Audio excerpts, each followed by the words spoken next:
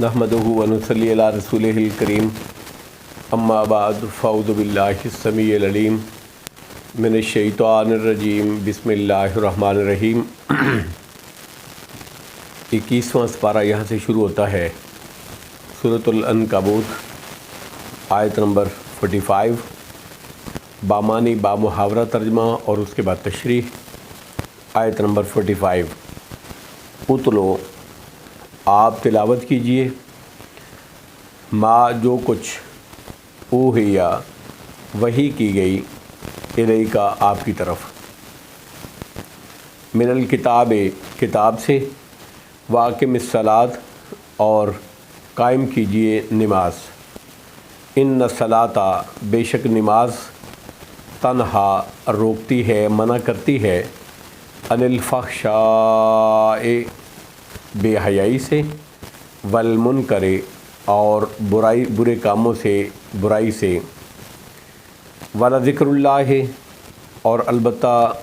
اللہ کو یاد کرنا، اکبر و بہت بڑی چیز ہے، واللہ اور اللہ تعالیٰ یہ عالم جانتا ہے،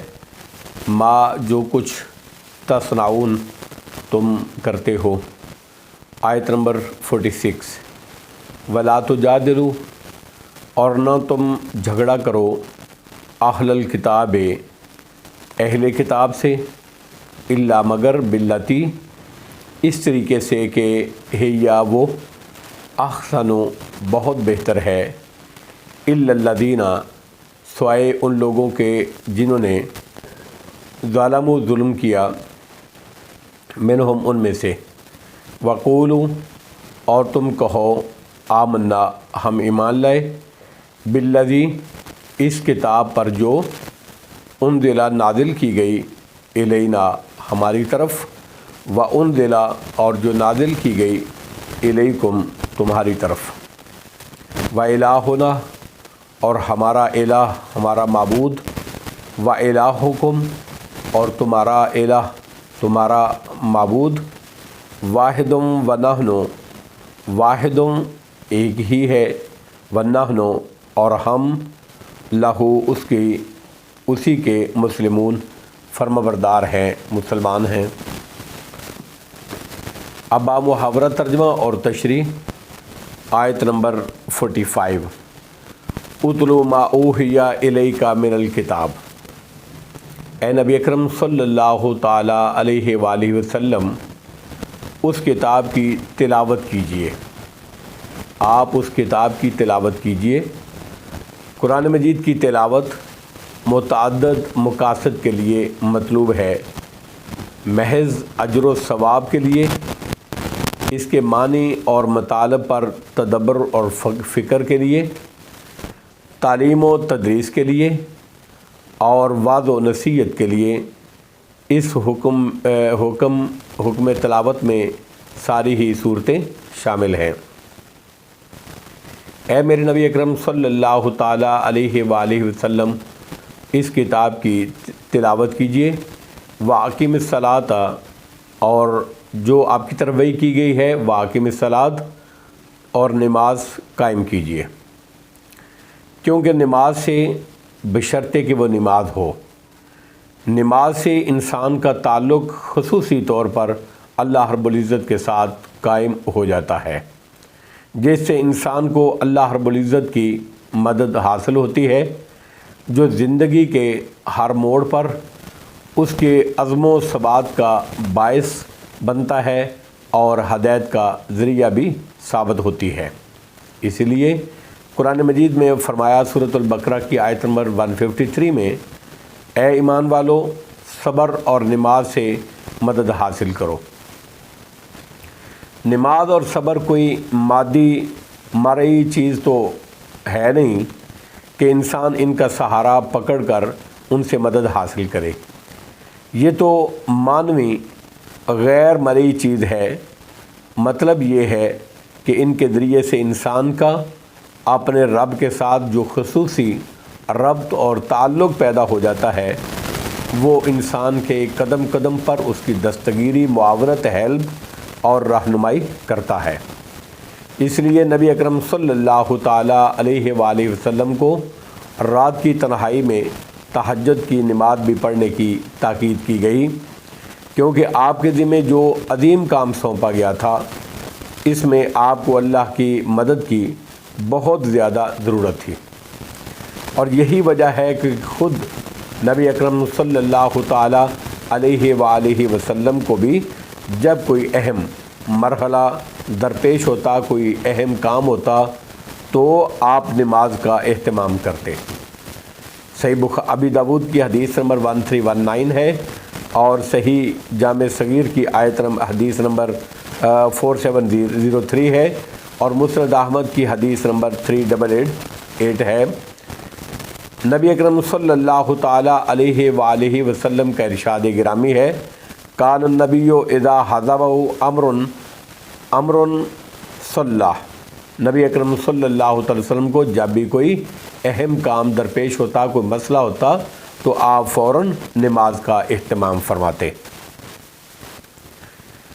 ان الصلاۃ تنہی عن الفحشاء والمنکر، یقیناً بے شک نماز بے حیائی اور برے کاموں سے روکتی ہے، منع کرتی ہے،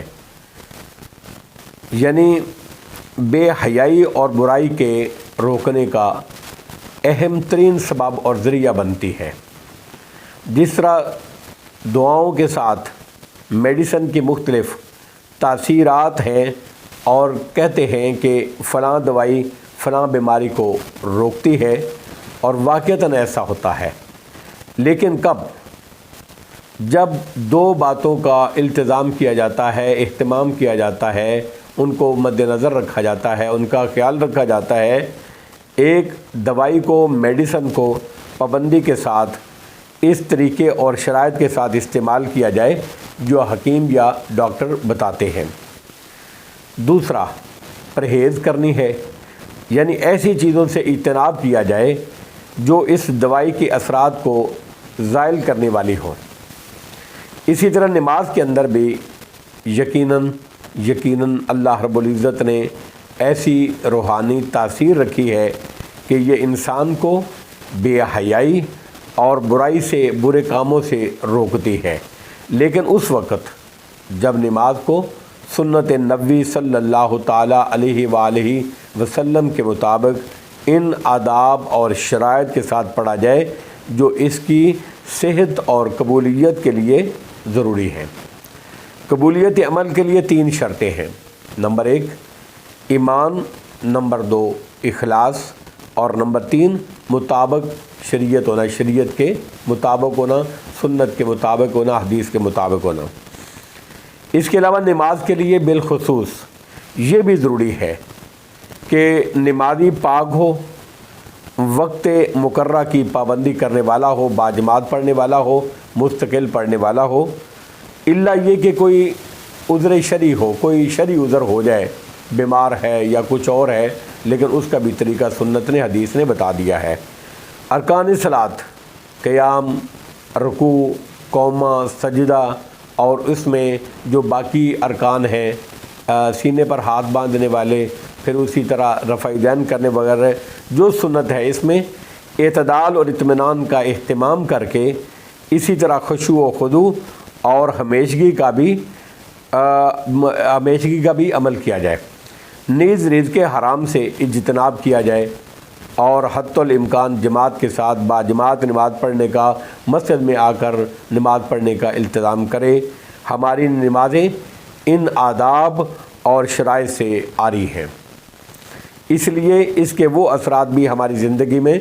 ظاہر نہیں ہو رہے جو قرآن مجید میں بتلائے گئے ہیں۔ بعض نے اس کے معنی امر کے کیے ہیں، یعنی نماز پڑھنے والے کو چاہیے کہ بے حیائی کے کاموں سے اور برائی سے رک جائے۔ وَلَذِكْرُ اللَّهِ اکبر، اور بلا شبہ اللہ کا ذکر سب سے بڑی چیز ہے۔ یاد الہی، ذکر، اذکار اللہ کا سب سے بڑی چیز ہے، یعنی بے حیائی اور برائی سے روکنے کا اللہ کا ذکر، اذکار، اللہ کا ذکر اقامت صلاۃ میں نماز سے بھی زیادہ مؤثر ہے، اس لیے کہ آدمی جب تک نماز میں ہوتا ہے برائی سے رکا رہتا ہے، لیکن بعد میں اس کی تاثیر کمزور ہو جاتی ہے اور پھر وہ گناہوں میں ملوث ہو جاتا ہے۔ اس کے برعکس ہر وقت اللہ کا ذکر اس کے لیے ہر وقت برائی میں مانے رہتا ہے، اس کو منع کرتا رہتا ہے۔ واللہ یعلم ما تصنعون، اور اللہ جانتا ہے جو کچھ تم کرتے ہو۔ آیت نمبر 46، وَلَا تُجَادِلُوا أَهْلَ الْكِتَابِ إِلَّا بِالَّتِي هِيَ أَحْسَنُ، اور تم اہل کتاب سے احسن انداز سے بحث و تکرار کرو۔ احسن انداز اس لیے کہ وہ اہل علم و فہم میں ہیں،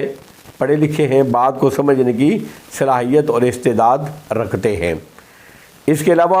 ان سے بحث گفتگو میں تلخی اور تندی مناسب نہیں ہے، لڑائی جھگڑا مناسب نہیں ہے، اور تم اہل کتاب سے احسن انداز سے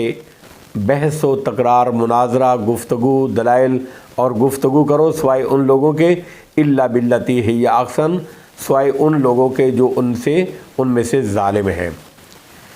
یعنی جو بحث و مجادلہ میں افراد سے کام لے تو تمہیں بھی سخت لب و لہجہ اختیار کرنے کی پھر اجازت ہے۔ اگر وہ بدتمیزی پہ اتر آئیں اور اگر وہ گالیوں پہ اتر آئیں تو تمہیں بھی سخت لہجہ استعمال کرنے کی اجازت ہے، لیکن ویسے آپ نے ان کے ساتھ اچھے طریقے سے اخلاق کے ساتھ گفتگو کرنی ہے دینی معاملات میں۔ بعض نے پہلے گروہ سے مراد اہل کتاب لیے ہیں جو مسلمان ہو گئے تھے، اور دوسرے گروہ سے وہ شخص وہ افراد جو مسلمان نہیں ہوئے بلکہ یہود و نصرانیت پر قائم رہے، اور بعض نے ظالموا منہم کا مصداق اور اہل کتاب کو لیا ہے جو مسلمانوں کے خلاف جارحانہ عزائم رکھتے تھے اور جدال و قتال کے بھی مرتکب ہوتے تھے، لڑائی جھگڑا بھی کرتے تھے اور قتل و غارت بھی کرنے کے مرتکب ہوتے تھے۔ ان سے تم بھی قتال کرو تاکہ مسلمان ہو جائیں یا جزیہ دے دیں، اور تم اہل کتاب سے احسن انداز سے ہی بحث و تکرار کرو، سوائے ان لوگوں کے جو ان میں سے ظالم ہوں، الا الذین ظلموا منہم، سوائے ان کے جو ان میں سے ظالم ہو۔ وقولوا آمنا بالذی انزل الینا وانزل الیکم والہنا والہکم، اور تم ان سے کہو ہم اس کتاب پر ایمان لائے ہیں جو ہماری طرف نازل کی گئی اور جو تمہاری طرف نازل کی گئی، یعنی تورات اور انجیل پر، یعنی یہ بھی اللہ کی طرف سے نازل کردہ ہے، اور یہ کہ یہ شریعت اسلامیہ کے قیام اور بعثت محمدیہ تک شریعت الہیہ تھی جو ہماری طرف نازل کی گئی اور جو تمہاری طرف نازل کی گئی۔ وَإِلَٰهُنَا وَإِلَٰهُكُمْ وَاحِدٌ وَنَحْنُ لَهُ مُسْلِمُونَ، اور ہمارا معبود ہمارا الہ اور تمہارا معبود تمہارا الہ ایک ہی ہے۔ وَاحِدٌ وَنَحْنُ لَهُ مُسْلِمُونَ، اور ہم اسی کے لیے فرمانبردار ہیں، اسی کے لیے مسلمان ہیں، اسی کے لیے مطیع ہیں۔ واللہ اعلم بالصواب، وآخر دعوانا ان الحمد للہ رب العالمین۔